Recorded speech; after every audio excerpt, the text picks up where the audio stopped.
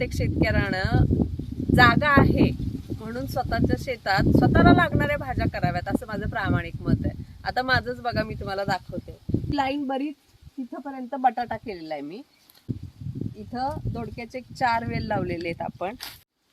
ही मिरची लावली आहे कारण मिरची तर रोजच लागते आपल्याला बायकांना.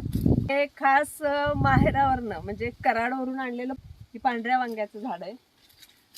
हा, इथे बघा मिरचीला फुलकळ्या कशा मस्त आलेल्या आहेत. याला अशा छोट्या मिरच्या आलेल्या आहेत. पालक लावलेला आहे मी. हे चेरी टोमॅटो लावलेत. साधे टोमॅटो तर आहेत, ते झाड दाखवायचं राहिलं मला तुम्हाला. बघा छोटी झाडं गवारीची आहेत. इथं पण गवारच केली. ह्या दोन्हीकडे पावट्याचं एकच झाड आहे. पावटा बाकीचं लावलंय बरं का मी. इथं सगळी लाईन भेंडीची आहे. आणि इथं बघा आता ह्याला भेंडी पण आलेल्या आहेत. हे बघा दोडके लागलेले आहेत. तांदूळची भाजी उगवली बघा. ही लावली जात नाही, ही ऑटोमॅटिक येते रानात. आमच्या बायकांचं ज्याच्याशिवाय स्वयंपाक होत नाही अशी कोथिंबीर बघा इथं लावली आहे मी. कांदा लावलेला आहे.